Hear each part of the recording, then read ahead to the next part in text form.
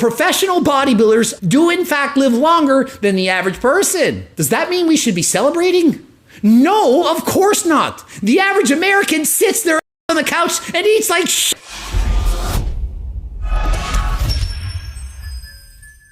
Coach Greg, and have you ever wondered what is in fact the most dangerous professional sport in the world? Well, in light of current events, you might be thinking that it has to be professional bodybuilding. But have you ever considered professional strongman competitors or other sports such as the NFL and so on? And later I will be actually showing stats on what exactly is the most dangerous professional sport in this world. And at first glance, you have to be thinking, gotta be professional bodybuilding. They're abusing PEDs, putting on massive amounts of weights, going on crash diets, struggling to make weight classes, taking diuretics, and so on.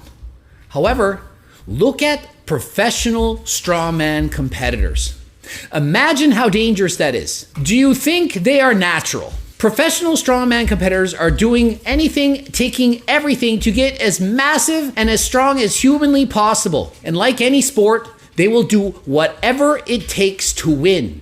Take dangerous drugs, risk anything to be the best in the world. However, bodybuilders and strongman competitors abuse different types of steroids. And yes, of course, many of them are the same, but in bodybuilding, we take things that are for cosmetic purposes, to look a certain way. Versus in strongman, they take steroids and other PEDs for performance benefits. There is a big difference between drugs that help you look a certain way versus drugs that help you perform. Strongman competitors have to be able to perform. If they take certain drugs and it makes them feel like garbage, feel like shit, they can't perform optimally. Bodybuilders, it doesn't matter. It doesn't matter! You can feel like garbage, feel like shit, but look amazing. As long as you can get on stage for 1 or 2 minutes, throw up a front double bicep, you're gonna look good and you can potentially win.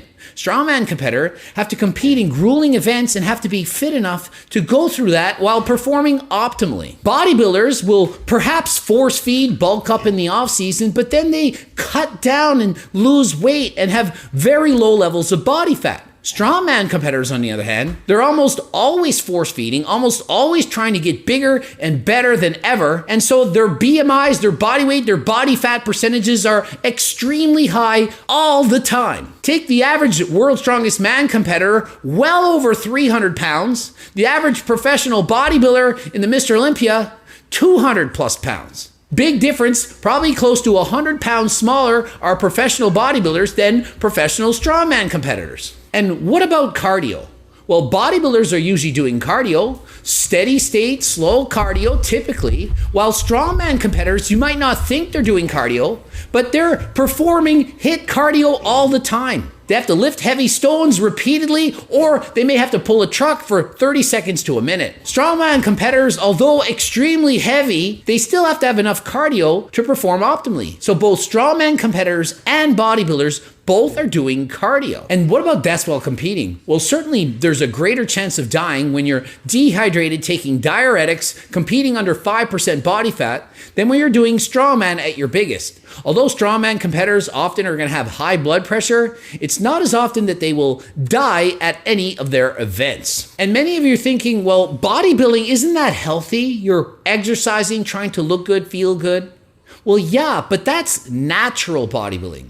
Natural bodybuilding obviously is healthy, other than the part where you diet and try to get down to 5% body fat, have next to no testosterone, and are essentially starving yourself. That's not healthy. But just bodybuilding per se, working out in the gym, obviously that's healthy. And strongman competitors, just trying to lift heavy weights, there's nothing wrong with that. But if you're force feeding yourself, trying to gain 100 pounds of fat and muscle just to lift a bigger weight, it's not healthy. And so my opinion, the one that's the most unhealthy is whichever causes you to be the furthest away from your natural genetic set point for the longest period of time. So if you bodybuild for 10 years abusing PEDs and you're way bigger than you're supposed to be, using drugs for 10 years, that would be equally as bad as if you're doing strongman competitions for 10 years force feeding and abusing PEDs. But if you're a professional bodybuilder and you're only abusing PEDs for 3 or 4 months of the year, and for the rest of the time you're on HRT and doing cardio and eating at a healthy body weight, that's a lot better than if you're strongman always trying to force feed, always trying to push the envelope, always trying to be as big and as strong as possible. So it really does depend on how exactly do you go about preparing for your specific sport. Well, there was a study done by The Barbell. It's titled, "Do Pro Bodybuilders Die Younger Than Average?" And in this study, they compared people who were born prior to 1950, going way back. It was determined, no, they don't actually die younger. They actually live a little bit longer. But this is before 1950. This is old school, before the massive amount of drugs and PEDs invaded our sport. But more recently, they also examined people who were born between 1954 and 1979 and looked at what is their death rate. I'm born 1975. Phil Heath is in this group. So what are my risk factors? What are your risk factors? Well, here are the stats. About 9% of people born between those ages who are professional bodybuilders are now gone. 9%. So not bad, but that doesn't mean much without comparing it to other people. What about the average person? Average Joe Blow, average American? 10%. 10% are gone. So professional bodybuilders, on average, do in fact live longer than the average person. Does that mean we should be celebrating? No, of course not. The average American sits their ass on the couch and eats like shit. I don't want to be average or a little bit better. I want to be way better. So what about other sports? The NFL. Oh, they all abuse PEDs. Imagine those guys. They're huge monsters. They must be dying real early. Only 5% of the people in the NFL are gone.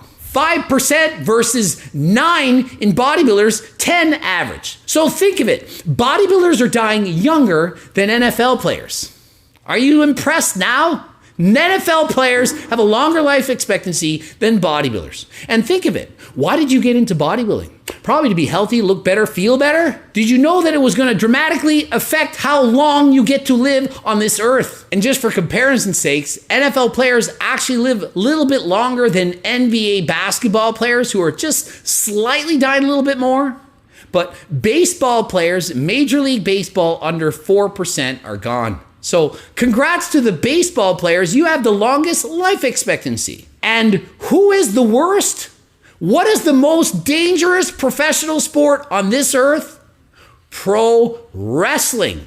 Professional wrestling is by far the most dangerous, 16%. Now that you've heard pro wrestling as an option, you're probably thinking, yeah, that makes sense. Most of them abusing PEDs, traveling around performing, also abusing rec drugs. You combine abusing rec drugs with PEDs, steroids, and so on, you have a recipe for disaster. In conclusion, I'd like to point this out. If you actually care about your health, you want to live a long time, but you still love bodybuilding, powerlifting, strongman, and so on, you can be proactive and do something about it. Abuse PEDs for the fewest amount of time.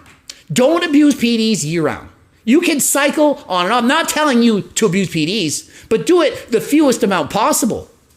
Do cardio, eat healthy, get blood work done. You can go to a place like Let's Get Checked Online, use code GREG30 in the description. You can get your blood work done. Are you healthy? Ignorance is bliss. Yeah, okay, sure. But wouldn't you have rather known so that you could have made changes in time to make a difference to prolong your life? And so today's video is sponsored by Let's Get Checked. Why not get your blood work checked from the comfort of your own home? And so I'm a professional bodybuilder, also did professional powerlifting. So what are my chances? Am I going to live long?